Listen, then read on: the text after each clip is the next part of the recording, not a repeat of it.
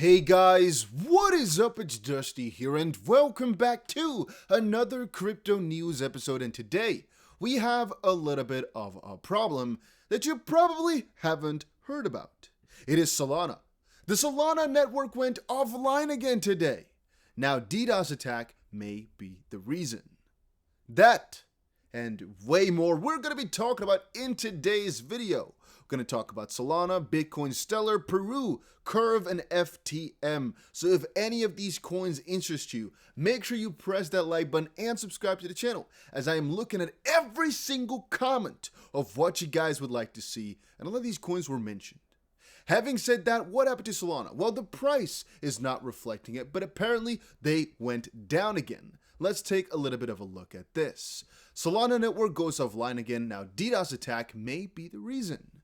Well, the Ethereum killer dubbed Solana has gone down once again for the fourth time in the last 12 months. According to the Solana community Telegram group, the DDoS attack may be the main reason behind the downtime on the main network. Users suspect that spam has overloaded it, and the attack has likely been caused by the constant creation of empty transactions on the network that act as congestion material and put the network offline. The network regained its functionality at 7 a.m. UTC plus 8 on January the 4th, and it is as yet unclear if developers have taken any measures to resurrect the network's transaction processing capabilities. Due to the constant rivalry between Ethereum maxis and alternative network enthusiasts, community activity has been increased dramatically as users begin to accuse network developers of the inability to maintain the stable functionality of Solana. Wu Blockchain said this: Solana went down again at just 2 o'clock in the morning at UTC 8 plus 8 on January 4th. According to users of the official Telegram community, the attacker is suspected of using spam to conduct a DDoS. And so one of the most interesting points here is, of course, that people are calling it out for being centralized, or I guess bad. I don't want to call out that because I do hold a lot of Solana and I am quite interested in the process. From a certain perspective, I actually think the value might go down a little bit here to recoup a lot more significantly over the short term. But once more, that's honestly because I think the TPS matters a little bit more than decentralization in this sense. Looking at this, back in September, the blockchain went offline after reaching 400,000 TPS due to high congestion. Network Forge itself went down. To start the blockchain again, developers had to use the help of the validator community. But then again, they did do it. They did fix it. And actually, if you check out Crypto Panic here, where I found this article, you can clearly see what the people are saying. It's pathetic that Sol is just this bad, right? So what some people are saying, but others are saying, well, the fact that it went down, or fake, could be, right? I don't know. I can't really see how it was. Interesting. We're seeing actually a little discussion about it here, about whether or not it actually went down. However, I wanted to say that you can actually see a really big back and forward here in this comment section about whether or not Solana is good or bad. Some are very big enthusiasts calling all this stuff fake and calling it good. Some others are saying Solana is really garbage and they don't understand why people aren't going for it. What I am mostly fondled with is the fact that the Solana price didn't actually go down a little bit further because of an announcement like this. That is what actually finds me more amused, I guess. It's interesting. Then again, it does show how strong Solana community is and how strong Solana is and how bad Ethereum might be. Then again, guys, I hold all of them and I'm excited for all of them. It's just the short term, right? A lot of these things will be fixed medium to long term, as crypto is still very early. You guys know about it. Having said that, we already called this out a little bit, but let's cover it again. Buying the dip, third largest Bitcoin whale adds $21 million worth of Bitcoin at 46.3 thousand. As of this exact second, he's actually down, as the Bitcoin price is moving about 2% down this last hour, which is actually quite insane. We're actually below 46,000 right now. We're moving towards the downside.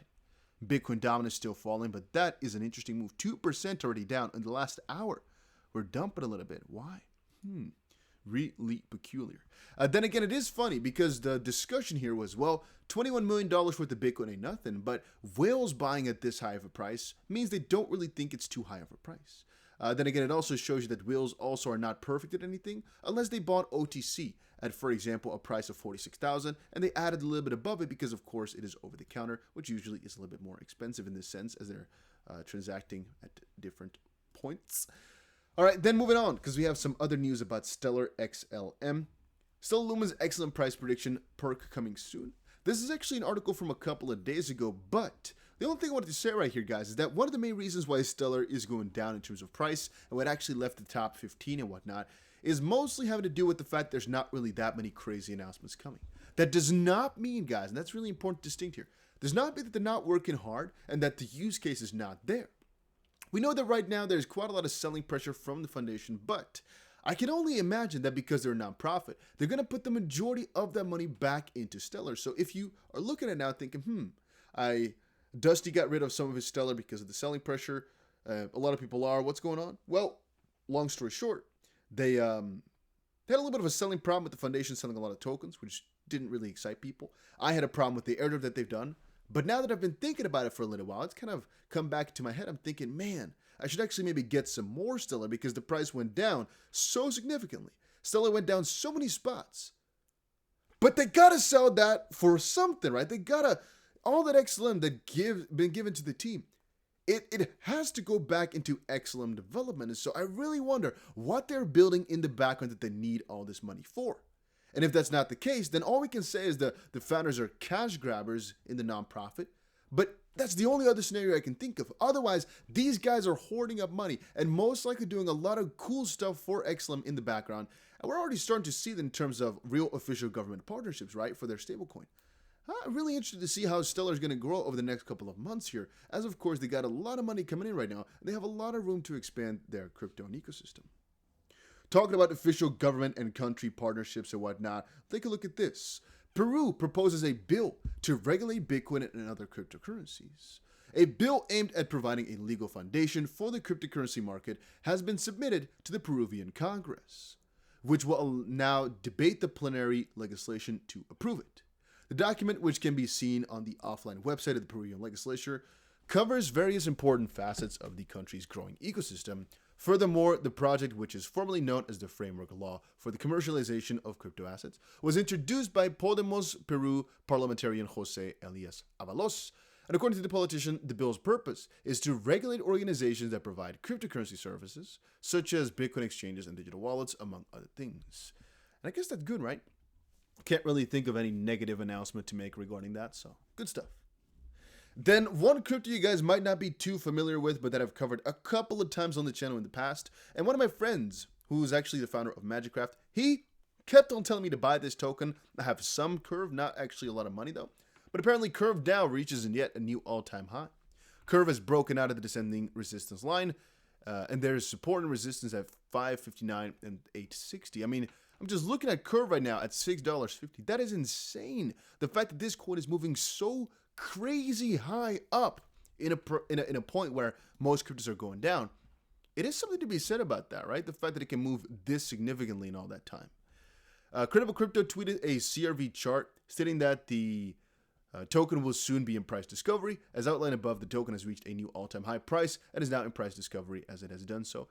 That is also really amazing. That is really amazing for the crypto. Now, what is going on? I've tried to look everywhere for real news. The majority of people are just pointing out to the price, basically, though, that they're doing good in terms of price, doing it in terms of price. It's hard to actually find real news about Curve in that sense of crazy things that have happened, but oh my days. And also, look at this, Kasta. Guys, once more, if you don't have yourself some Kasta just quite yet, make sure you check out the link down below for Kasta right freaking now. Kasta is basically the next coin launching on the Bybit Launchpad, and as I've said 1,000 times before, it is always worth it to listen to my tips and think about them for yourself. You don't have to follow up on them, but just check the link down below for Bybit, and then go over to the Launchpad and check out Kasta. What if it pops off like I expect it to? It's an easy 10x gains on every single dollar that we put in. And again, remember guys, it launches in a couple of hours. You only have a couple hours, like 4 hours or so, to react to this. So check the link down below, check out how it all works. And most likely because you're this late, you're not going to be able to get yourself a ton of it. But still, every single dime matters if you ask me. Check the link down below for Bybit. Check it out, check it out, check it out. And then Fantom rally continues as Fantom's DeFi ecosystem grows. Just want to quickly tell you guys all as well, I am crazy excited about Fantom. Last couple of videos I've been focusing mostly on Algorand, as they are really undervalued for their spot because they are, wait, let me say it differently. Algorand is basically undervalued because they have crazy technology, good team, and just a very low TVL, which is why they're valued so low. FTM, on the other hand, is really doing quite good in every way, shape, or form. And I do kind of wonder why it's not as popular as it should deserve credit for. FTM's rally continues as Fantom's DeFi ecosystem grows. FTM has added more than 30% to its value over the past month after the Fantom team reported some crucial milestones last month. And yeah, they've just been surging, doing good. Total value locked to Fantom has surpassed $5 billion last month. They were getting close to Polygon as well. They're just making huge steps. Look at this. 5.3 billion TVL, 1.4 million unique addresses, 700,000 daily transactions. It's a really good DeFi crypto, guys. It's a really good DeFi crypto. It's top tier. Just letting you guys know, if you weren't holding it yet, make sure you check it out, as it really has a lot of potential, right? Really, really doing good. And I've been focusing more on some of the DeFi crypto to get yield. I've been focusing more and more on it because in uncertain times, it is best to look for yield where you can find it. On stablecoins, I think it's best. And right now, we're getting into uncertain times as maybe we're going to get actually one of my stop losses hit here in the near future. It could be. We were in a really bullish position with a double bottom, but I think Bitcoin is going to break through and fall through. We're going to have to watch it. We're going to have to watch it.